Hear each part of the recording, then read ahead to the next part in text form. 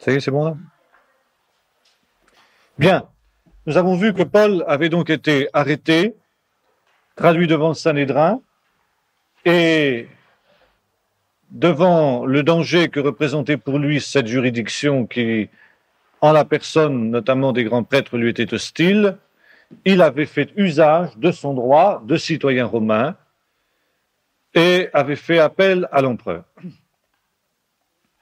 Paul a donc été emprisonné à Césarée un certain temps, puis il a donc été transféré à Rome dès que les conditions climatiques l'ont permis, parce que c'était évidemment quelque chose de tout à fait important dans le contexte de la navigation de l'époque que d'attendre les conditions favorables. Hélas, on sait que le tribun qui commandait le bateau, enfin, sur lequel Paul devait embarquer, n'a pas tenu compte de ces conditions climatiques, et l'on sait que l'affaire s'est traduite par un naufrage, par lequel pratiquement se termine le livre des Actes, dont Paul et ses compagnons ont été miraculeusement préservés par la grâce de Dieu, et ont donc abordé dans l'île de Malte. C'est quelques mois plus tard, après quelques mois de séjour dans cette île, que Paul a enfin abordé à Rome, qui était le but de son voyage, tel qu'il se l'était proposé. Il se l'était proposé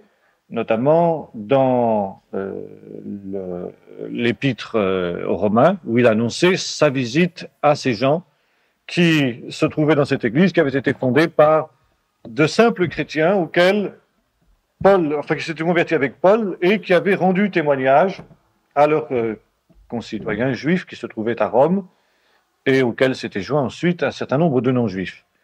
Et Paul va donc arriver à Rome dans des conditions auxquelles il n'aurait pas pensé évidemment, c'est-à-dire chargé de chaînes. Il avait pensé venir là en tant qu'homme libre, et c'est maintenant en tant que prisonnier du Seigneur, comme il le dit lui-même, qu'il va se trouver à Rome.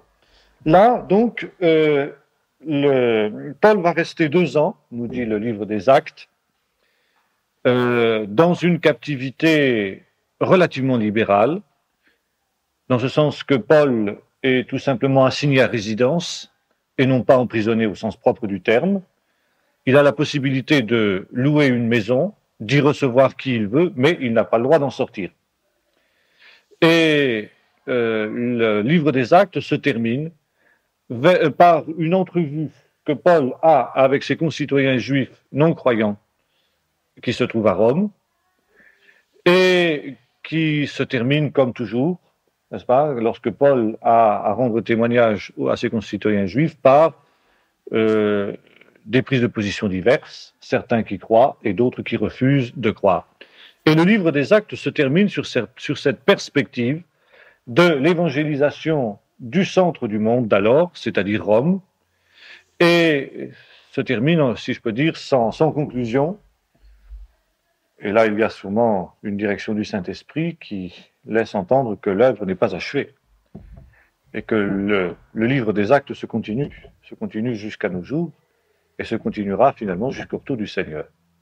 Maintenant, par les épîtres de Paul, nous pouvons conclure et savoir un petit peu ce qui s'est passé, surtout si, en plus de cela, nous faisons appel à des sources non bibliques, notamment celles des pères de l'Église. Il semble bien, là bien entendu on est dans des choses plus hypothétiques, mais il semble bien que Paul ait obtenu gain de cause devant l'empereur et que son procès se soit terminé par un acquittement. Paul ait été libéré. Et bien entendu, Paul a mis à profit ce temps, semble-t-il, d'une part pour édifier l'Église de Rome comme il s'était proposé de le faire, et comme il s'était proposé de de leur communiquer quelques dons spirituels. Et de là, on peut penser, et il y a de fortes présomptions qui nous amènent à croire que Paul a poursuivi son œuvre d'évangélisation depuis Rome en direction de l'Ouest. On sait, toujours d'après l'épître aux Romains, que le but de Paul, en passant par Rome, n'était pas de s'arrêter là, mais de prêcher l'évangile jusqu'aux extrémités du monde connu, c'est-à-dire l'Espagne. Et le but de Paul était l'Espagne. Et bien que le Nouveau Testament ne nous dise rien d'un semblable travail d'évangélisation de Paul dans ce pays, il n'est pas du tout impossible, il y a même de fortes raisons de croire que Paul, effectivement, a atteint l'Espagne avec l'Évangile. De là, bien entendu, Paul est revenu plus à l'Est, et selon la tradition, justement, que l'on trouve chez les pères de l'Église, on retrouve Paul à Rome au début des années 60. Si l'on en croit toujours ces traditions, mais alors là, c'est beaucoup plus hypothétique à mon sens, Pierre également se serait trouvé dans cette ville à ce moment-là. Et les deux apôtres auraient donc eu l'occasion de travailler ensemble dans cette ville qui était la capitale du monde de l'époque. Mais en même temps, la situation, d'une manière générale, se dégradait. Elle se dégradait d'abord pour les Juifs. Nous avons vu, je crois, la dernière fois, les circonstances qui avaient conduit à la grande révolte contre les Romains, les exactions nombreuses des gouverneurs romains de la deuxième époque, Félix et Festus notamment, puis le plus illustre d'entre eux, le pire d'entre eux, si j'ose dire, Florus, et la folie de l'empereur Caligula, on avait parlé de ça, qui avait demandé que l'on érige une statue de lui-même dans le temple de Jérusalem. Et nous avons vu que ça avait créé en Israël une situation très révolutionnaire.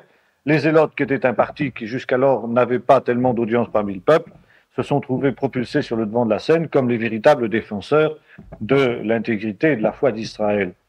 Et cette situation ne s'était pas améliorée à la fin des années 50 et au début des années 60, parce que le gouverneur suivant, qui se nommait Florus, était le pire de tous, comme je disais il y a un instant. C'était en particulier un homme d'une rapacité et d'une cruauté sans borne. La seule chose qui l'intéressait, c'était de se remplir les poches au maximum. Il avait une aversion profonde pour les Juifs, lui qui était précisément d'origine grecque. Et la situation était devenue absolument terrible en Israël. C'était déjà la révolte qui grondait. Il ne se passait pas de jour sans qu'il y ait ça ou là des émeutes que Florus réprimait dans le sang. La situation de l'église de Jérusalem allait aussi en se dégradant parce que l'arrestation de Paul avait brisé, si j'ose dire, le modus vivendi qui existait entre elles et les autorités juives notamment. Ne pouvant pas atteindre Paul, les autorités juives, les grands prêtres, s'en étaient pris aux membres de l'église de Jérusalem et notamment à leur leader, à leur chef, qui se trouvait être Jacques, le frère du Seigneur. Jacques, qui, selon la tradition qu'on trouve chez Eusèbe de Césarée notamment, aurait été supplicié à cette période-là, précipité du haut du temple, dans la vallée du Cédron qui se trouvait en bas. Et ceci, évidemment, avait provoqué aussi une vague de persécution contre l'église de Jérusalem. D'après certaines traditions, une partie de cette église se serait réfugiée à Antioche. Et d'après d'autres traditions, cet événement qui aurait eu lieu en 62 après Jésus-Christ aurait provoqué la fuite de l'église de Jérusalem en Transjordanie. Et là, il y a jusqu'à aujourd'hui une controverse historique sur la réalité de cette fuite de Jérusalem en Transjordanie, qui est attestée par de nombreuses sources, qui est attestée d'abord par Eusèbe de Césarée, qui est attestée également par Théodore de Tyr et par Épiphane, des pères de l'Église, qui tous affirment que, à la veille de la grande révolte contre les Romains, l'Église de Jérusalem, ou du moins une partie d'entre elles, a quitté la ville pour se réfugier à Pella en Transjordanie. Et si aujourd'hui il y a une discussion sur l'historicité de cet événement, c'est tout simplement parce que ces trois auteurs attribuent cette démarche à un miracle. Soit l'intervention d'un ange, pour ce qui est d'Eusèbe de Césarée, soit une prophétie pour ce qui est d'Épiphane, soit pour ce qui est de Théodore de Tyr, tout simplement le fait que les chrétiens de Jérusalem auraient pris au sérieux la parole de Jésus dans les fameux discours sur la ruine de Jérusalem qu'on trouve dans Matthieu 25, dans Matthieu 24, dans Luc 21 et dans Marc 13, où Jésus dit ceci: quand vous verrez Jérusalem investie par les armées, sachez que sa désolation est proche, alors fuyez. Celui qui sera dans la ville ne descende pas pour prendre son manteau, que celui qui sera dans les champs ne retourne pas en arrière pour prendre son bagage. Malheur aux femmes qui seront enceintes et qui allaiteront dans ces jours-là, etc., etc. Priez pour que votre fuite n'ait pas lieu un jour de Shabbat, ni en hiver, bon, etc. Alors donc, les chrétiens auraient pris au sérieux, d'après Théodore de Tyr, cette prophétie. Et comme la plupart des historiens ne croient pas au miracle, eh bien, on a contesté l'historicité de cet événement. Pour nous, évidemment, qui croyons au miracle, et qui savons que le Seigneur peut parler par prophétie, que le Seigneur peut parler par un ange, et que, à plus forte raison, le Saint-Esprit a parlé par la bouche de Jésus qui a annoncé ces événements bien avant qu'ils ne se produisent, il n'y a aucune difficulté pour nous pour accepter l'historicité de cet événement qui est attesté par des auteurs différents sur le plan de la démarche historique. Le témoignage de 3 auteurs indépendants est largement suffisant pour justifier l'historicité d'un fait.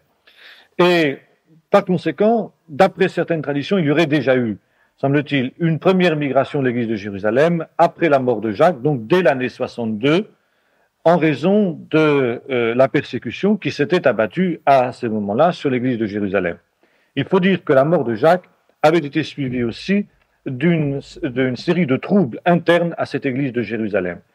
Un autre frère du Seigneur, Simon, avait succédé à Jacques en tant qu'évêque ou pasteur de Jérusalem. Et malheureusement, cette nomination de Simon avait été contestée par un certain nombre de gens qui se trouvaient dans l'église de Jérusalem, notamment par un certain Tibat qui briguait la succession de Jacques. Et si ce Tibat avait été écarté de la charge qu'il enviait, c'est essentiellement parce que c'était un hérétique. Et déjà à cette période-là, cette première période de l'Église, ou plutôt cette deuxième période de l'Église, disons, les premières hérésies apparaissent en son sein. Et ces hérésies, ce sont celles qui vont être la plaie de l'Église primitive jusqu'au IIe siècle, et plus encore jusqu'au IVe, Ve siècle. C'est la gnose, le gnosticisme, comme vous voulez, cette hérésie dont nous avons déjà parlé, que nous avons déjà rencontrée, qui apparaît par exemple déjà dans certaines épîtres de Paul, les épîtres aux Éphésiens, les épîtres aux Colossiens, et cette hérésie va être véritablement ce que sera aujourd'hui, pour l'Église moderne, le modernisme ou le libéralisme à l'Église primitive. L'Église primitive était aux prises pendant plusieurs siècles avec cette hérésie terrible qui a fait des ravages épouvantables dans l'Église juive et dans l'Église non juive. Qu'est-ce que c'était que la gnose? Eh bien, la gnose, on en a déjà parlé, mais nous pouvons y revenir quelques instants, c'est un mélange de mystique orientale et de philosophie grecque, essentiellement. Il y a différents types de gnose. Les premiers gnostiques se recrutent parmi les milieux juifs hellénisés, notamment à Alexandrie. Peut-être que leur origine pourrait remonter à un fameux Philon d'Alexandrie. En tout cas, il y a une gnose juive, il y a une gnose païenne. Nous avons vu qu'il y avait dans le monde antique cette prolifération des religions à mystère, en particulier le culte de Mithra, le culte de Cybèle, et souvent ces cultes à mystère étaient associés avec des éléments gnostiques. Une autre origine de la gnose, c'était aussi la Perse, le masdéisme, qui était caractérisé par un dualisme dans lequel nous trouvons les fameux mages qui sont évoqués notamment dans l'évangile de Noël, dans l'évangile de Matthieu. Nous trouvons également aussi un des pères de la gnose cité dans le livre des Actes, qui n'est autre que Simon le magicien, ou le mage aussi, comme on l'appelle, qui était un homme qui était dévoué au culte de la grande puissance. La grande puissance, Vurat Adonai, assimilée dans les milieux gnostiques qui seront ensuite les milieux chrétiens gnostiques, avec la puissance du Saint-Esprit. La gnose, c'est essentiellement un système de salut par la connaissance, du mot grec gnosis, connaître, de connaissance. Et il y aura différents types de gnose, y compris dans le christianisme, parce que la gnose, c'est un système qui englobe tout le monde antique. C'est une philosophie qu'on trouve associée avec toutes les tendances à la fois religieuses et philosophiques du monde antique. Nous avons vu le paganisme, le judaïsme, et par conséquent aussi le christianisme n'en sera pas exempt. Il y a des gnoses ascétiques, telles que par exemple celles que Paul dénonce dans l'épître aux Colossiens. Il y a des gnoses licencieuses que nous retrouvons dans le livre de l'Apocalypse en la personne des Nicolaïtes, qui sont aussi des gnostiques, mais cette fois-ci des gnostiques licencieux. Et ces gnostiques, ils vont évoluer également au fil du temps quant à leur doctrine. Il y a une multitude de tendances gnostiques qui apparaissent dans les premiers siècles de l'Église. Mais ce qui les caractérise tous, ce qui fait les points communs, c'est que tous se réclament de cette connaissance. Bon, peut-être que Paul fait allusion aussi à ces gens-là, qu'il nomme loups ravisseurs en acte 20, verset 28, vous savez, quand il fait ses adieux aux anciennes de Milet. Mais en fait, nous avons affaire à une espèce de philosophie de la religion, un système à la fois philosophique et mystique qui prétend apporter une réponse à tout, en quelque sorte, mais qui est basé d'abord sur le dualisme. Nous en avons déjà parlé, c'est-à-dire la division entre l'esprit et la matière, l'esprit assimilé au bien et à la lumière, et la matière assimilée au mal et aux ténèbres. Bon, je vais développer ça, je n'y reviens pas. Un deuxième aspect de la gnose, notamment de la gnose chrétienne, c'est que pour pouvoir asseoir ses doctrines, elle n'hésitera pas à rejeter un certain nombre de textes de la Bible inspirés, mais qui vont à l'encontre de ces doctrines.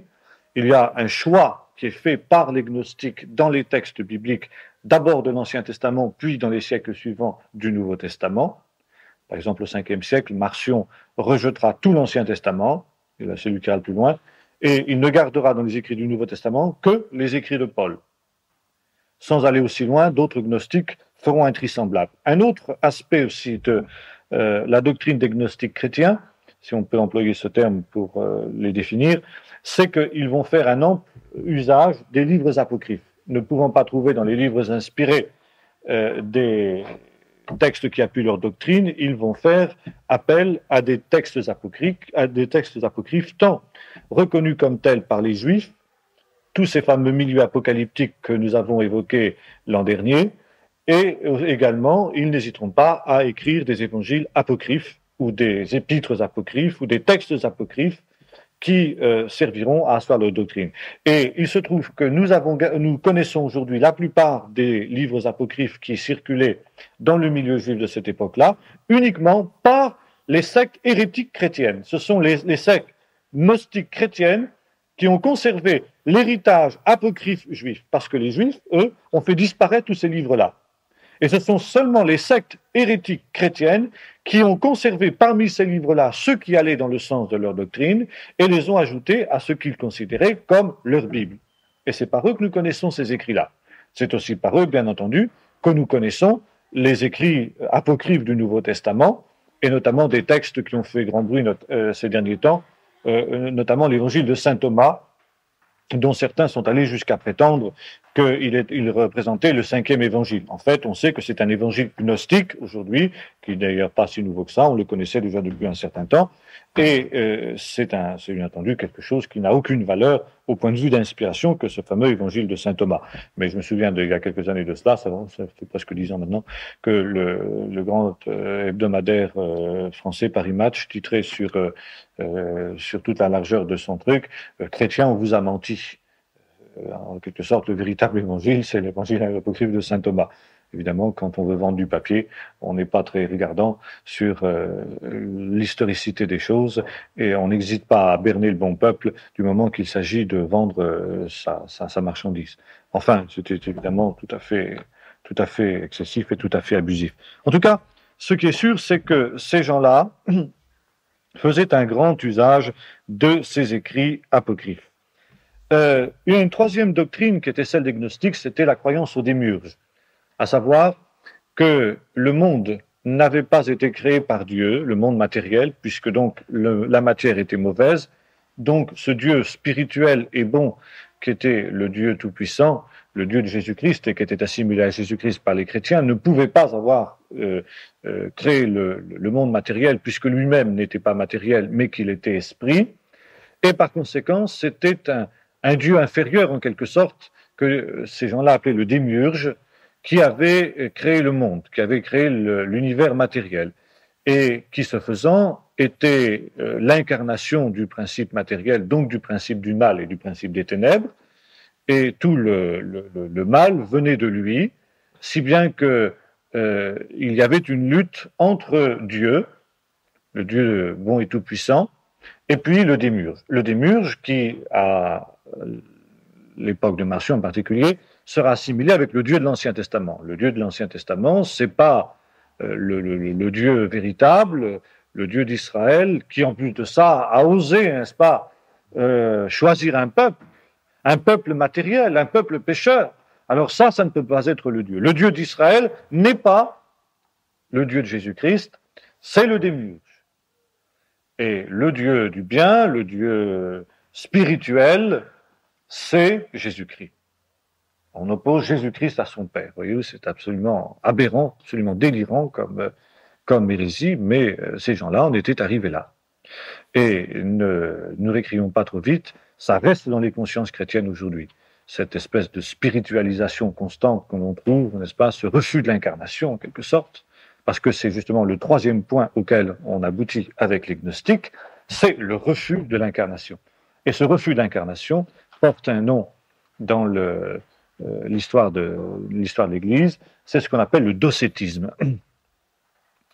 Les docètes existaient déjà à l'époque de Paul, d'une certaine manière. Paul s'en prend à eux dans les épîtres aux Éphésiens, aux Colossiens en particulier. Le docétisme niait justement l'incarnation et prétendait que Jésus-Christ n'était qu'un simple homme, comme n'importe quel homme. Jésus de Nazareth, le fils de Joseph, n'était qu'un homme. Mais que le Dieu de la lumière, le Dieu du bien, le Dieu spirituel, était venu s'unir à lui au moment de son baptême dans l'Esprit.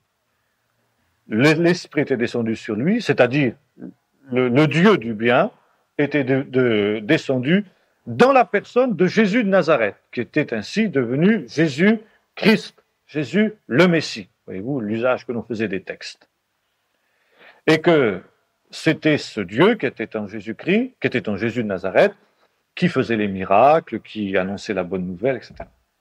Mais au moment de sa mort sur la croix, eh bien, le Dieu du bien, en quelque sorte, avait abandonné l'homme Jésus, qui seul était mort sur la croix. D'où le cri de cet homme Jésus, mon Dieu, pourquoi m'as-tu abandonné? Voyez-vous la subtilité du raisonnement qu'il y avait chez ces gens-là, qui étaient les docètes. Et c'est aussi contre ces gens-là que Jean, en particulier, nous allons voir ça dans quelques instants, s'en prend dans ses épîtres, quand il dit l'esprit de l'Antichrist, c'est celui qui nie que Jésus-Christ est venu en chair. Et c'était précisément ce que niaient les docètes gnostiques. Ils niaient que Jésus-Christ soit véritablement venu en chair. Et on retrouve, aussi étrange que ça paraisse, ces doctrines jusqu'à aujourd'hui. On les retrouve dans l'histoire de l'Église d'abord. On les retrouve par exemple à l'époque du Moyen-Âge avec le catharisme. Les cathares étaient d'une certaine manière des gnostiques. C'était des gens qui croyaient au dualisme entre le bien et le mal, entre la matière et l'esprit. Et presque sans aucune modification, on peut dire que le courant gnostique dans l'Église a subsisté plus ou moins souterrainement avec des fortunes diverses selon les époques, jusqu'à l'époque du Moyen-Âge. Et c'est finalement la croisade sanglante contre les albigeois qui viendra à bout de cette hérésie. Et deuxièmement, pour ce qui est du docétisme, on le retrouve, lui, dans une religion moderne qui a beaucoup de succès, l'islam. Mahomet est entré en contact avec des sectes gnostiques et docètes qui se trouvaient dans le sud du pays d'Israël à l'époque, du début du Moyen Âge, donc qui avait subsisté. Et il a adopté d'eux cette vision de Jésus-Christ. Et vous trouvez dans le Coran ce passage, pardon, Jésus, ils ne l'ont pas crucifié, mais c'est un brigand, en quelque sorte, qui s'est substitué à Jésus au dernier moment, et Dieu a enlevé au ciel son Fils pour qu'il ne subisse pas justement le sort qui lui était réservé, c'est-à-dire la mort sur la croix. Et en fait, c'est un simple homme qui, d'après l'islam, d'après Mohammed, jusqu'à aujourd'hui, a été crucifié à la place de Jésus-Christ, qu'il considère par ailleurs comme un prophète, cette fois-ci influencé par une autre hérésie sur laquelle nous aurons l'occasion de revenir, qui est l'hérésie arienne. Voyez-vous, cette floraison d'hérésie qu'on trouve dès le début de l'histoire de l'Église. Alors finalement, je crois que là, il y a quelque chose de très intéressant, une première remarque très intéressante à faire, c'est que nous lamentons sur notre époque, en disant « Oh, mais c'est une époque terrible, c'est une époque de confusion, c'est une époque où il y a toutes sortes d'hérésies, où il y a toutes sortes de courants divers, etc. Ah, l'Église primitive, ils étaient un seul corps, une seule âme, n'est-ce pas, l'Église de Jérusalem ?» Mais oui, bien sûr, mais ce n'était pas aussi idyllique que ça. Ça s'est très très vite dégradé. Et quelques dizaines d'années après, eh bien, vous savez, on n'était pas tellement loin de la situation qu'est la nôtre aujourd'hui. Il y avait justement ces courants divers, ces hérésies qui fleurissaient, et la fin de l'âge apostolique en particulier est l'époque où apparaissent les grandes hérésies. Et elles apparaissent d'autant plus volontiers que précisément l'Église se trouve affaiblie justement par deux choses. Premièrement, justement, par la persécution. Et la persécution commence, nous l'avons vu, avec la mort de Jacques, enfin la grande persécution. Il y avait déjà eu des persécutions limitées, nous l'avons vu au moment de la mort d'Étienne, ensuite au moment de la mort de Jacques, cette fois-ci le fils de Zébédée, sous Agrippa Ier. Mais la persécution qui va réellement avoir un impact important sur l'Église, c'est la persécution qui commence avec la mort de Jacques. Parce que Jacques, par sa personnalité, et ceux qui étaient autour de lui, qui certainement étaient aussi atteints par la persécution, parvenaient à maintenir en quelque sorte les courants hérétiques contre lesquels déjà les apôtres offraient un front uni. Que l'on voit par exemple Paul dénonçant à la fois les gnostiques et les docètes, Jean par la suite agissant de la même manière, Pierre et Jude aussi, et qu'on relise leurs épîtres, ce sont des épîtres de combat contre des hérésies. Donc les apôtres offraient un front uni. Mais à partir du moment où les apôtres sont pris dans l'engrenage de la persécution et disparaissent physiquement, les personnalités de ces hérétiques qui se trouvaient en quelque sorte réduites et dans l'impossibilité d'intervenir à cause justement de ce front uni offert par les apôtres, vont avoir la possibilité de s'exprimer. Et c'est ce qui se passe notamment à Jérusalem après la mort de Jacques, où ce fameux Tibate provoque alors une véritable scission dans l'église de Jérusalem, en sorte que là, il semblerait aussi que la sortie, le départ d'une partie de l'église de Jérusalem hors de la ville, soit pour se réfugier à Antioche, dans certaines traditions, soit pour se réfugier déjà à Pella à ce moment-là, est aussi le résultat de cette espèce de division qui atteint l'église de Jérusalem à ce moment-là, la scission qui s'établit dans l'église de Jérusalem. Alors, vous voyez, quand on parle de division, de scission, etc., l'église catholique, une apostolique qui n'a jamais connu de division, eh bien, ça commence vite, les divisions. Ça a commencé très vite. Et c'est alors qu'intervient maintenant un deuxième élément, un deuxième facteur qui va contribuer à l'affaiblissement de l'Église et au déclenchement d'une autre persécution. Ce facteur, c'est l'état d'agitation qui gagne la Judée sur le plan politique, à cause de Florus, nous l'avons vu tout à l'heure. Et le pouvoir romain se rend quand même très vite compte qu'il est dans une situation pré-révolutionnaire. Ça tombe un très mauvais moment pour lui, parce que c'est le moment où les Parthes, qui sont sur l'Euphrate, exerce une pression sur les frontières orientales de l'Empire et tente de pénétrer à l'intérieur de la partie orientale de l'Empire romain. Et la partie orientale de l'Empire romain, elle a sa charnière justement dans cette région stratégique majeure qu'est le pays d'Israël. Les Romains ne peuvent pas se permettre de perdre ce pont entre les deux parties de leur empire, qu'est le pays d'Israël, qu'est la Judée. Non pas à cause de ses richesses, non pas à cause de sa population, mais à cause de sa position géostratégique. Et le but des Parthes, justement, c'est de s'emparer de cette région-là. Il y a plusieurs poussées, et notamment beaucoup plus tard, à l'époque de l'Empire byzantin, nous verrons que c'est ce que réussiront précisément non plus les Parthes, mais leurs successeurs, parviendront à s'emparer de Jérusalem.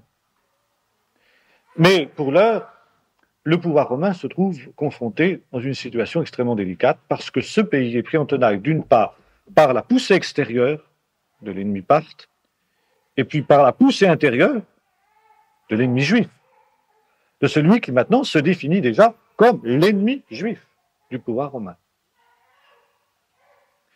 Et d'autre part, la situation est encore compliquée par le fait que cette révolte de tout un peuple dans l'Empire romain, qui est un phénomène, je ne dirais pas unique, parce que, par exemple, il y aura d'autres révoltes du même genre, mais ce sera toujours les révoltes de populations plus ou moins marginales et romanisées de fraîche date. Mais qu'un peuple qui déjà est sous le pouvoir romain depuis un certain temps puisse maintenant se révolter d'une manière aussi totale et aussi complète qu'est le peuple juif, c'est grave. C'est grave pour l'Empire, à cause d'une part de la position qu'il occupe au point de vue stratégique, mais parce que le peuple juif n'est pas simplement un peuple qui est localisé en Judée, mais qui est dispersé dans tout le monde romain. Et le pouvoir romain sait très bien qu'il y a une solidarité entre les membres du peuple juif. Et que révolte en Judée signifie révolte en Égypte, de la puissante colonie juive qui se trouve en Égypte, Alexandrie notamment, révolte en Cyrénaïque, révolte à Chypre, et révolte à un degré moindre, dans toutes les grandes colonies juives qui peuplent le monde romain, le bassin méditerranéen. Maintenant, ce n'est pas fini. Les Juifs ont un impact sur les populations qui les entourent, parce qu'à cette époque-là, nous l'avons vu, ils sont un peuple missionnaire. Et si ils prennent les armes contre le pouvoir romain, qui dit qu'ils ne vont pas entraîner dans la révolte les populations non juives au milieu desquelles ils habitent. Et ce qui est extraordinaire, c'est de voir que le pouvoir romain maintenait l'ordre dans cet immense empire qui était le sien, avec un nombre de troupes, de légions finalement très limité. Et il suffisait qu'un certain nombre de légions soient fixées dans une partie de l'empire pour que si d'autres foyers de révolte éclataient en même temps dans d'autres parties de l'Empire, eh bien, le pouvoir romain soit totalement submergé.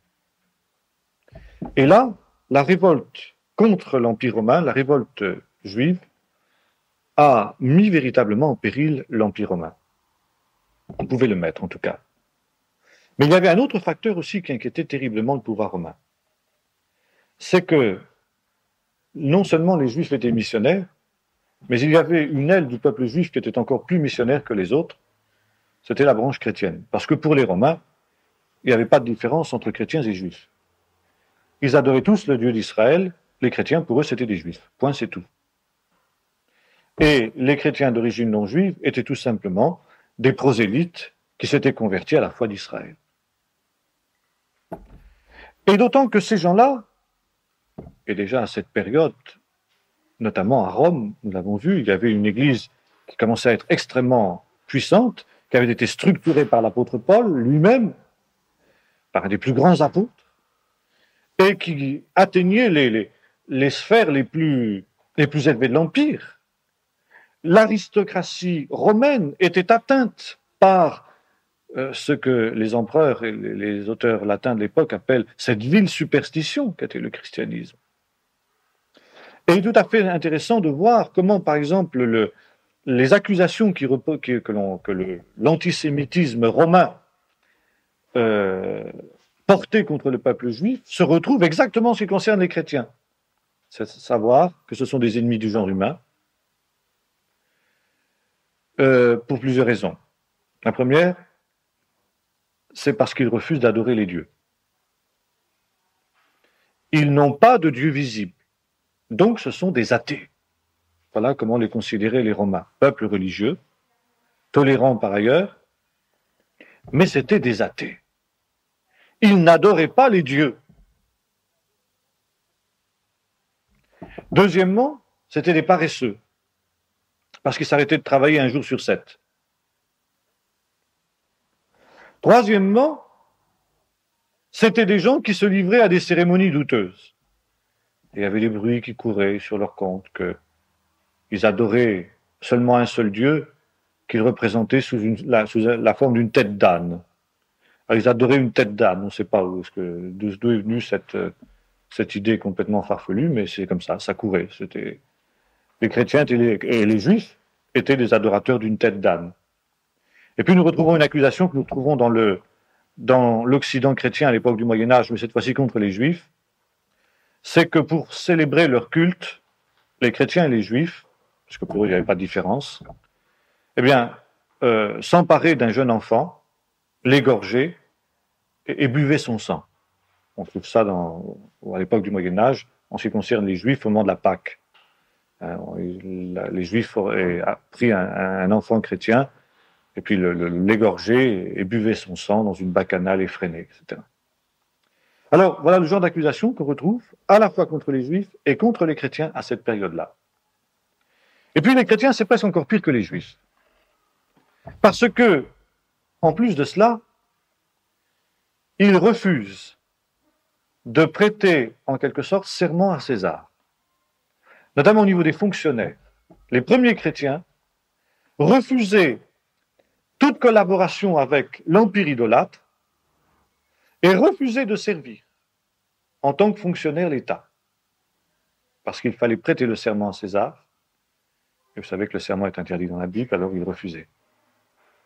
Et ils refusaient en particulier cette affirmation qui était le lien, le ciment de l'unité de l'Empire romain, César est Seigneur, et disait Jésus-Christ est Seigneur.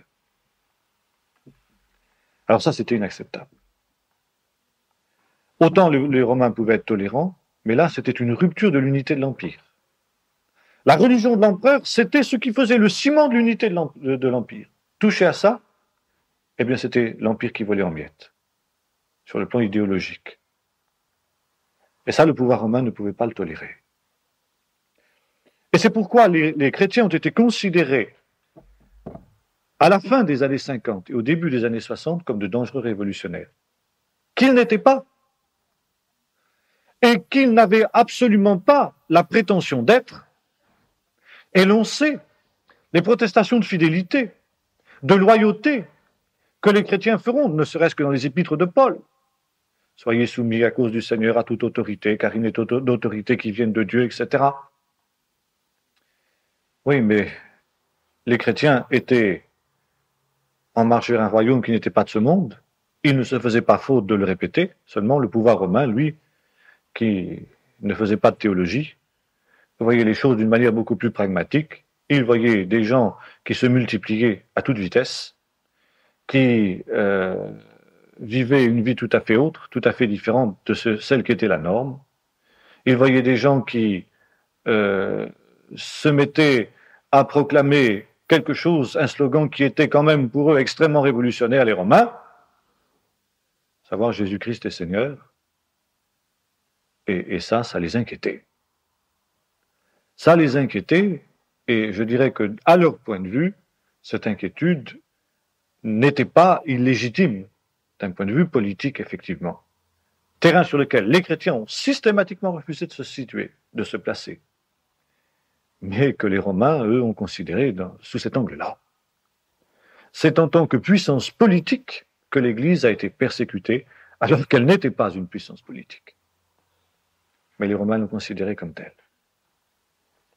Et c'est alors que, pour les Romains, lorsque l'Évangile envahit Rome, la coupe est pleine.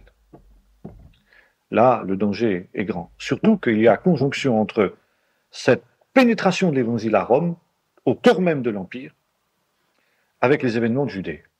Agitation, cette fois-ci éminemment politique en Judée. Préparatif d'une révolte armée. Qu'est-ce qui garantit aux Romains que ces chrétiens ne vont pas prendre les armes pour aider leurs frères là-bas qui sont en Judée, leurs frères juifs? Bien entendu, ils s'en défendent. Ils affirment qu'il n'est pas question pour eux de prendre les armes, que leur royaume n'est pas de ce monde. Seulement les Romains prêtent aux autres les sentiments qu'ils ont eux-mêmes. Comme eux, ils ne sont pas un mensonge près, ils n'arrivent pas à croire que les chrétiens disent la vérité.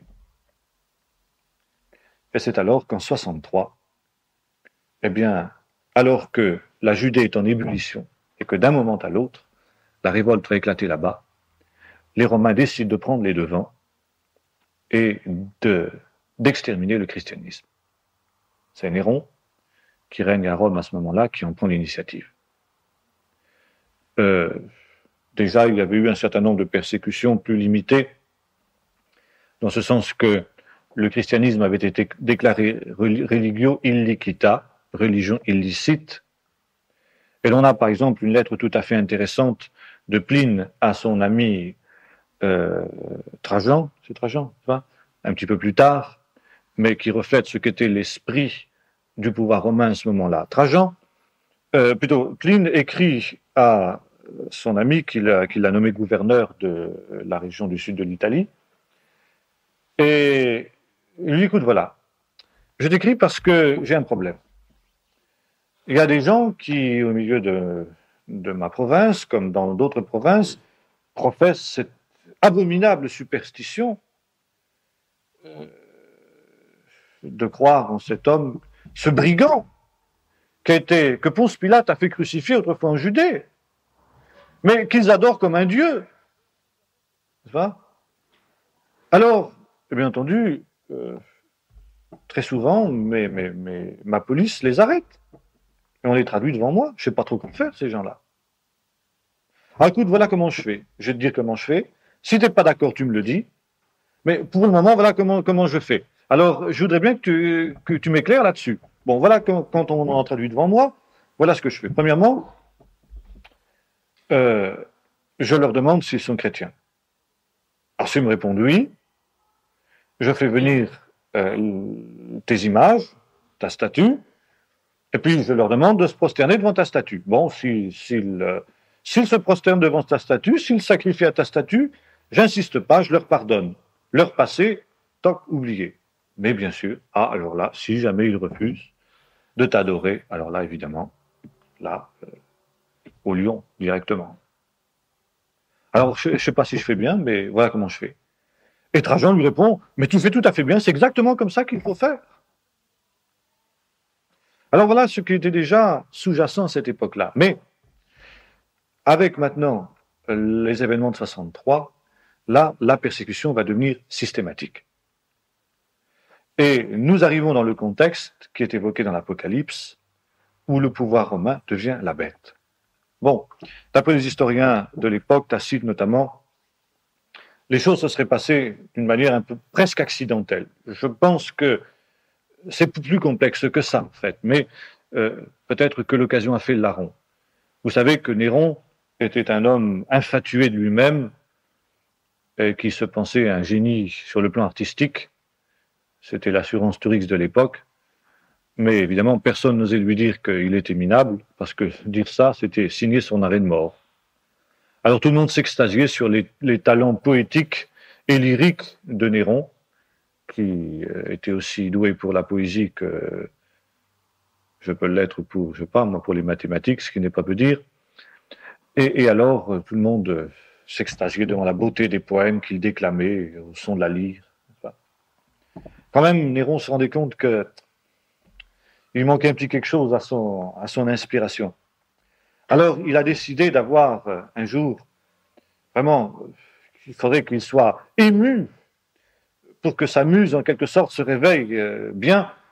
Et il rêvait en particulier d'écrire un poème sur la chute de Troie. Vous savez, cette ville,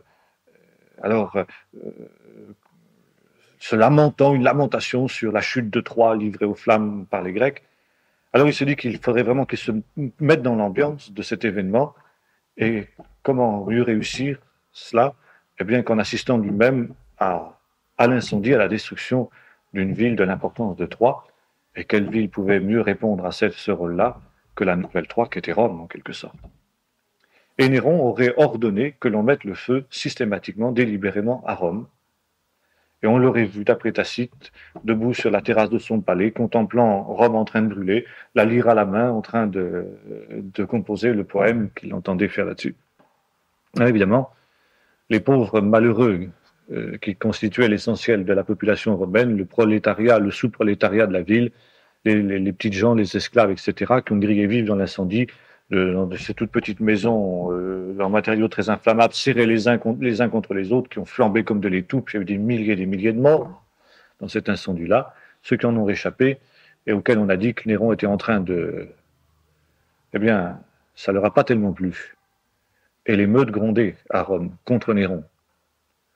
Et Néron aurait trouvé une parade, c'est de dire, eh bien, c'est pas moi qui ai incendié Rome. On commençait à dire que c'est lui qui avait incendié Rome. Ça commençait à se savoir. Alors Néron a dit, non, c'est pas moi, c'est ces gens qui sont au milieu de vous. Ces gens épouvantables, ces gens qui sont les ennemis du genre humain, c'est les chrétiens. Et aussitôt, la chasse a été donnée aux chrétiens. Les choses se sont-elles passées exactement comme ça? Je ne suis pas absolument certain. Je pense qu'effectivement, il y a dû y avoir un faux pas de Néron.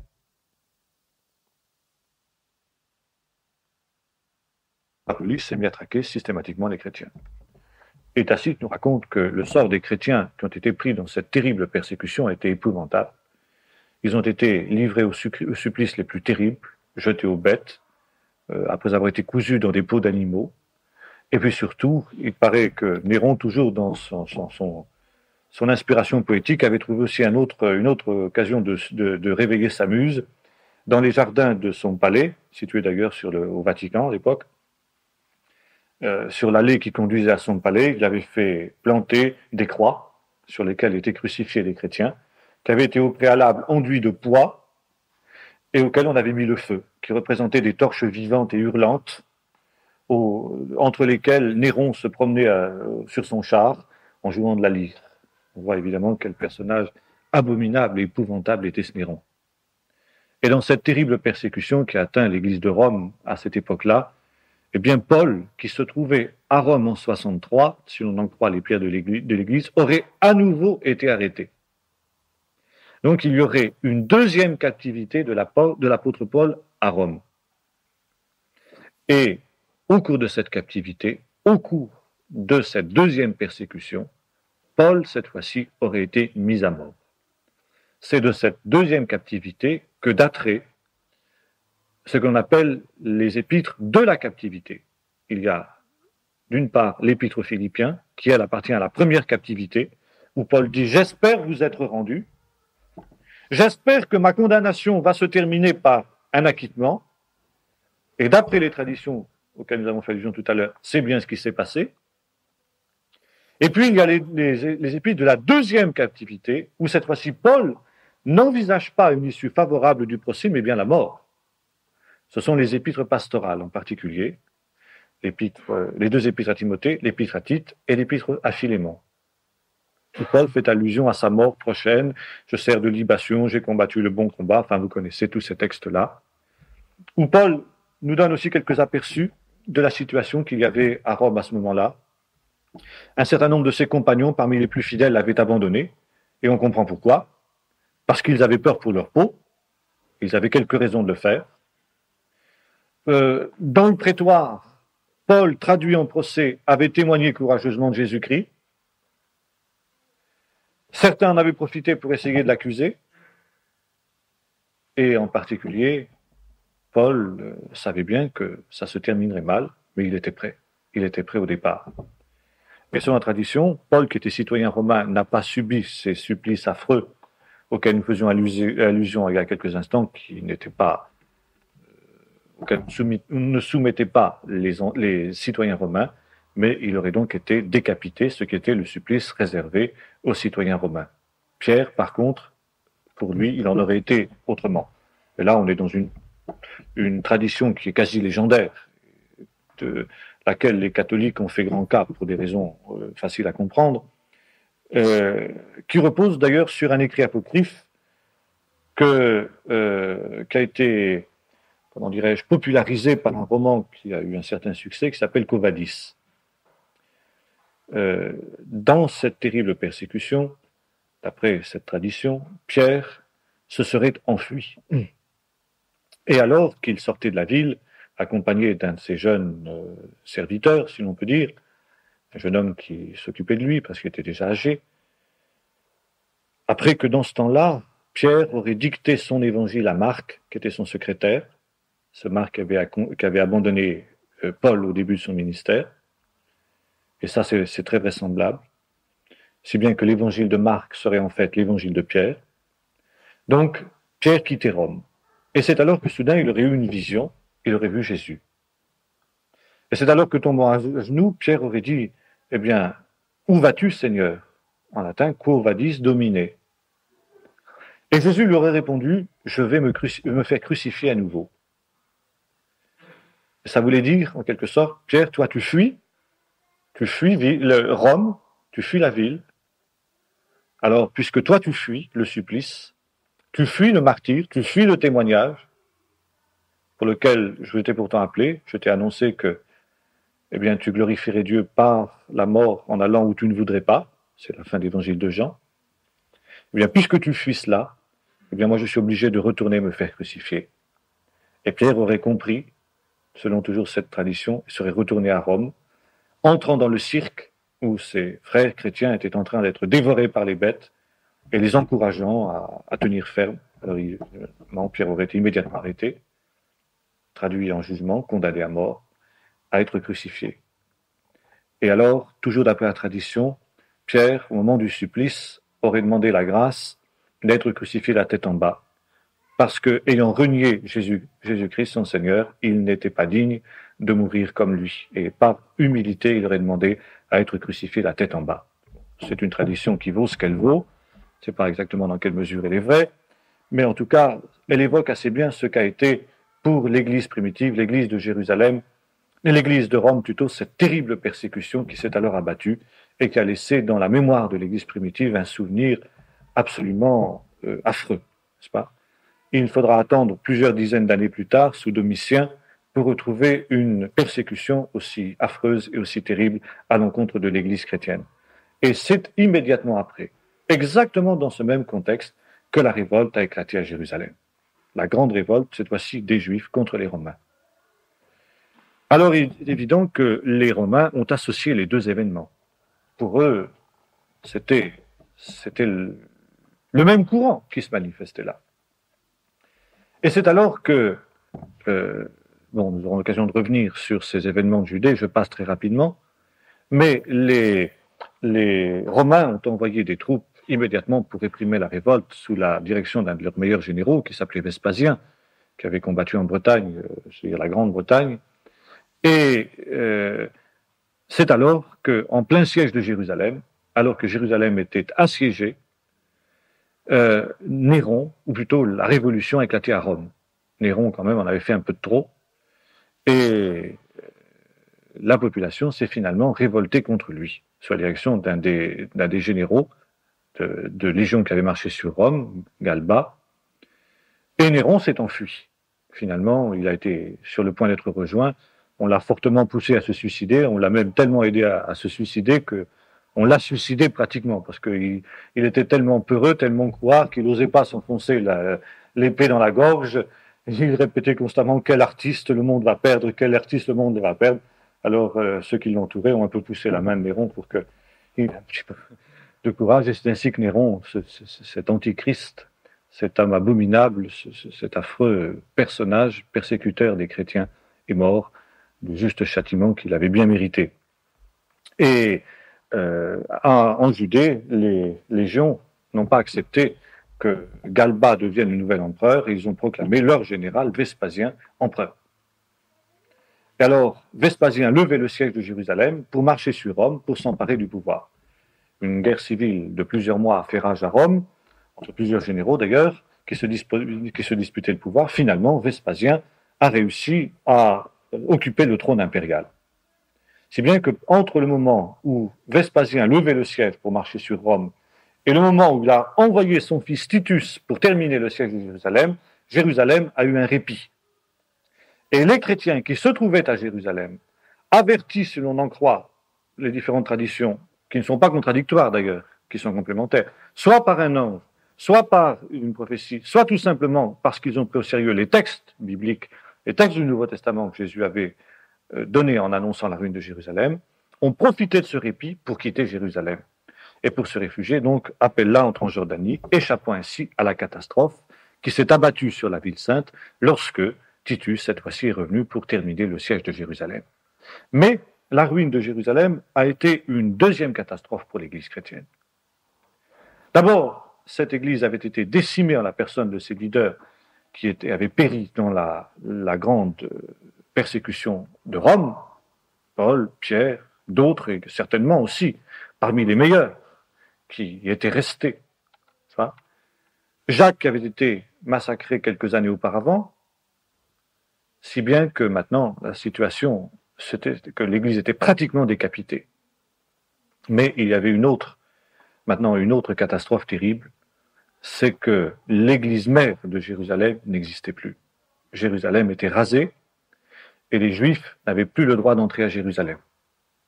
Jérusalem n'était plus que le camp de la 10e Légion romaine que l'empereur Titus avait laissé sur place pour maintenir l'ordre en Judée. Les habitants de Jérusalem avaient été vendus comme esclaves et la plupart des Juifs avaient quitté la Judée pour se réfugier en Galilée. Et en quelque sorte, l'Église chrétienne n'avait plus de centre, n'avait plus cette Église de référence vers laquelle il se tournait en cas de problème. L'Église des apôtres et les apôtres eux-mêmes avaient disparu. Si bien qu'il n'y avait plus de centre de référence. L'élément juif se trouvait extrêmement réduit dans l'Église chrétienne. Et les lendemains de la révolte ont encore accentué le problème. Parce que les Juifs, non chrétiens, non croyants, ont essayé de reconstruire le judaïsme, mais sur la base d'une unification du judaïsme. Le judaïsme qui maintenant jusqu'alors avait été missionnaire, tolérant, pluraliste, en sorte que les chrétiens, en tant que tels, y étaient tolérés, plus ou moins bien, et de moins en moins bien d'ailleurs, nous avons vu, à cause de cet afflux massif de non-juifs dans l'Église, qui risquait de faire perdre son caractère juif aux yeux des Juifs, donc à l'Église chrétienne. Mais maintenant, dans le contexte de l'exil, dans le contexte de la crise, c'était plus tolérable. Les pharisiens ont pris le leadership du judaïsme et ils ont exclu tous les autres courants, sadducéens, esséniens, zélotes bien entendu, et également chrétiens. Les pharisiens ont tenu aux juifs chrétiens, le langage suivant. Bon, vous voyez dans quelle situation on est. C'est la survie d'Israël qui est en jeu. Nous sommes obligés de nous centrer uniquement sur la Torah et unifier le judaïsme. Nous ne pouvons plus avoir de contact avec les non-juifs. Alors vous choisissez. Ou vous êtes juif, ou vous êtes non-juif. Ou vous nous rejoignez et vous coupez avec vos frères non-juifs, ou vous vous solidarisez avec eux, et alors à ce moment-là, vous coupez avec nous. Et c'est en cela que la ruine de Jérusalem a été une catastrophe pour l'Église, parce qu'elle a consommé le divorce entre l'Église et le judaïsme. Bien entendu, les chrétiens, juifs chrétiens, ne pouvaient pas couper avec les non-juifs. C'était la vision de l'Église qui se trouvait remise en question. Alors, ils ont été obligés de couper avec les Juifs. Mais la situation qui a été la pire, ça a été celle des Juifs chrétiens. Parce que les Juifs chrétiens ne voulaient pas de ce divorce. Ils voulaient à la fois être juifs et chrétiens. Alors, il y a eu des prises de position diverses au milieu des Juifs chrétiens. Notamment chez ceux qui s'étaient réfugiés à Pella, où existaient des cercles juifs gnostiques, notamment ce qu'on appelait les Ébionites, et puis plus tard les Nazaréens. Zébionites, c'est-à-dire les pauvres. C'était des gnostiques ascétiques, cela. Et certains juifs chrétiens, issus de l'église de Jérusalem, n'ont pas hésité à se joindre à eux carrément, et à couper cette fois-ci avec les non-juifs. On les retrouvera quelques siècles plus tard, quelque sorte crispés dans un refus presque héroïque, on peut dire, de ce divorce entre l'Église et Israël, comme des fossiles en quelque sorte d'un autre temps. Ça, c'est un autre chapitre sur lequel nous aurons l'occasion de revenir. Mais nous pouvons dire que ici, la fin des années 50, plutôt le début des années 60 et la fin des années 60, enfin toute la décennie des années 60, est un tournant capital pour l'Église. C'est vraiment un temps où l'Église se trouve dans la fournaise, un temps qui va être décisif pour son évolution future, un temps où elle est vraiment soumise aux assauts de l'adversaire et où elle va se trouver en quelque sorte prise dans un engrenage qui va l'entraîner encore à s'étendre sur le plan géographique, ça oui. L'élan missionnaire n'est pas brisé, mais sur le plan de la pureté, sur le plan de la qualité de la foi, eh bien l'Église est sapée. L'Église est sapée par deux choses. D'une part par les hérésies qu'il a mis de l'intérieur, la gnose notamment, le docétisme, et également par la perte de ses racines juives et l'entrée en masse, cette fois-ci, de la philosophie grecque. Celle-ci va se manifester encore plus tard, mais déjà le ver est dans le fruit. L'Église ne peut plus maintenant évangéliser les Juifs, puisque les Juifs se sont fermés, et la fermeture du peuple juif date de la destruction du temple. Ça, je crois qu'il faut le dire, parce que dans l'antisémitisme chrétien, on dit les Juifs ont refusé Jésus. Ils n'ont pas refusé Jésus plus que les non-Juifs. Mais en tant que peuple, Israël s'est fermé à Jésus après la destruction du temple. Parce que pour eux, ils considéraient maintenant qu'ils devaient se fermer à l'influence des non-juifs. Et pour eux, c'était une question de survie, une question de vie ou de mort, à cause de cette terrible catastrophe qui s'était abattue sur eux. Et là, il s'agit d'une circonstance historique dont on peut dire qu'elle est une catastrophe pour Israël, ça va de soi, mais c'est une catastrophe pour l'Église également. Et ça a été assez peu vu par la plupart des historiens de l'histoire de l'Église.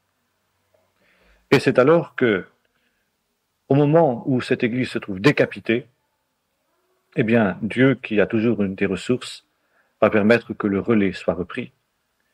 Et si la plupart des apôtres ont disparu dans la tourmente, il reste un apôtre qui survit.